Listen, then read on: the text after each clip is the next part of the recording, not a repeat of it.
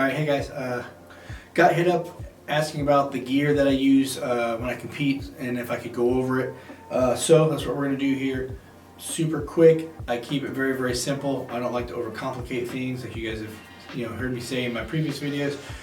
So starting off with the belt itself, this is a Tier Tactical inner outer combo. I have the inner, which is a soft loop going through the belt line, hold up the pants, and then clipped by cobra buckle and the hard loop on the outside just to keep it secure so it doesn't move around, do anything crazy, and causing me to fumble around when I'm in the middle of doing something.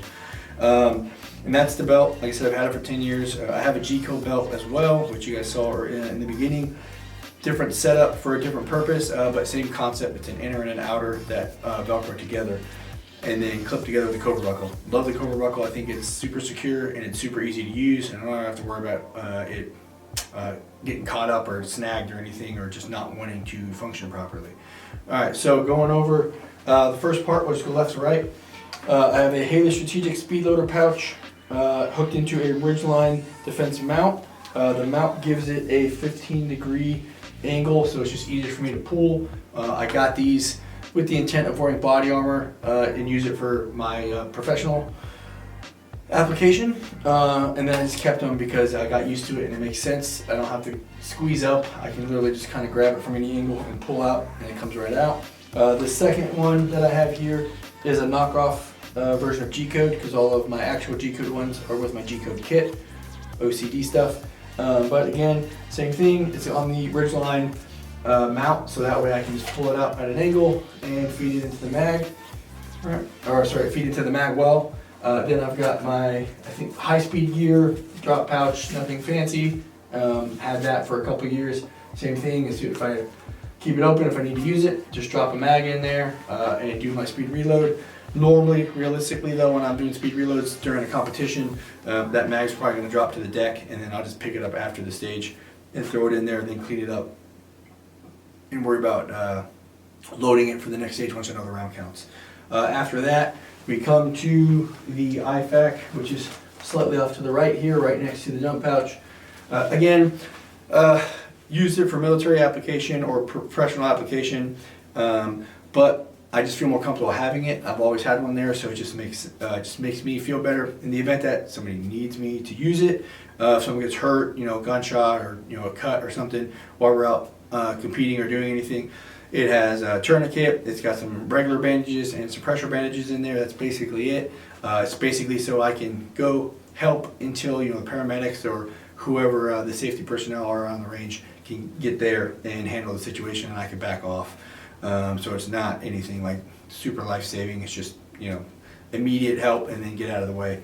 Then the last thing is the battle board arm board. Finally said that without fumbling. It's just a one-window arm board. Pull the note card out, pull the pen off, write ranges and dopes to that particular stage, maybe generic wind calls based off of what I'm seeing, slide it back in there, and then I just have it right on my arm, so as I'm engaging I can literally look, adjust, and move. It's about $34, I think.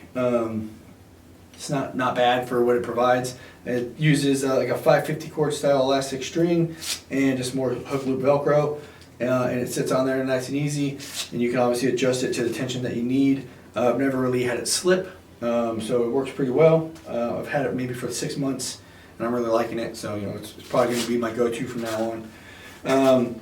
Real quick, just because I mentioned it here and I didn't say it on the rest of the equipment, the tier belt I think was about $170. This Haley pouch was around $40 to $50. Again, knockoff G-code, free. I got it from somewhere. A regular G-code is probably I think $34, maybe $30. The dump pouch I think was maybe $20, $25, and then this particular tourniquet, IFAK, I think was about $45 empty, and then I filled the components in myself. It's pretty standard. You could probably go with a smaller one, which I might do if I feel like buying another one. But again, with the contents, it usually adds about $75 to $100 to the price if you want to buy it already with all the stuff and not have to go source everything that you need. But again, if you don't know how to use it, it doesn't matter. So I would, if you know how to use the stuff, I would just buy it and then I would get what you need, so you don't have a big you'll they spend an extra $100 on stuff that you don't need or don't know how to use. All right, moving into the stuff not on my body. Gloves. I always have a pair of gloves. I like the pig gloves. I have the deltas and the alphas. Again, these ones, I don't lose any mobility in my fingers or the ability to manipulate anything. Trigger, turrets, bolt, mags, being able to draw anything out. They're pretty thin, but they're thick enough to help keep my fingers warm if it is not super cold, but cold enough to where my fingers hurt.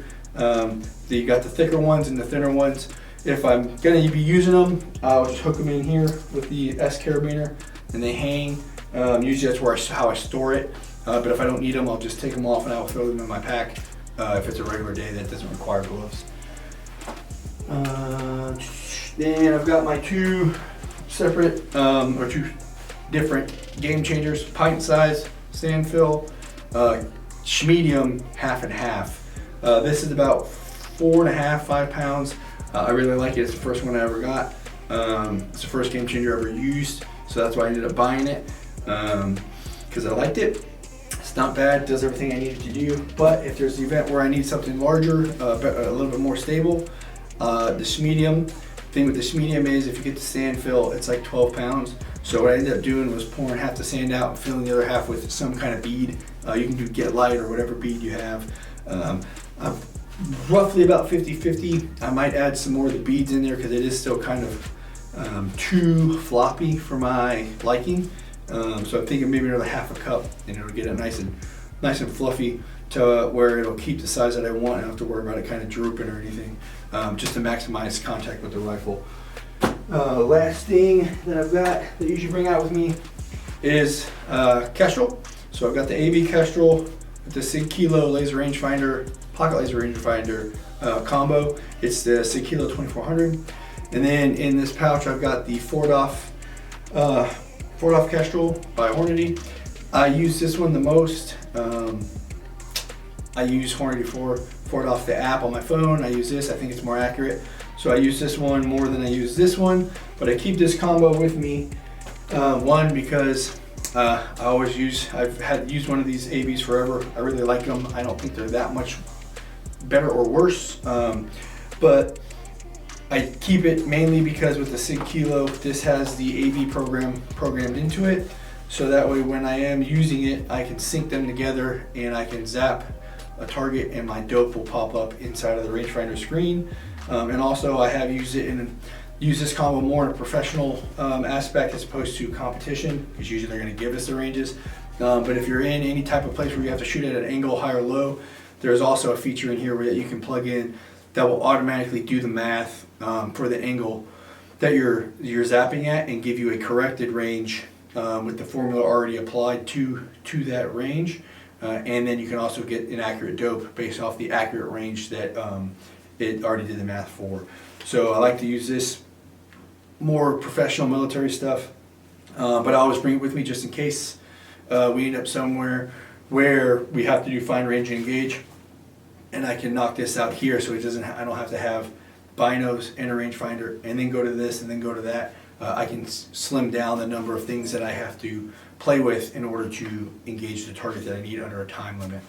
So that's basically everything I use, guys. Super simple, like I said. Maybe a total of 7 or 8 items. Maybe using 4 of them at one time between the belt, the bag, and the Kestrel or the laser rangefinder.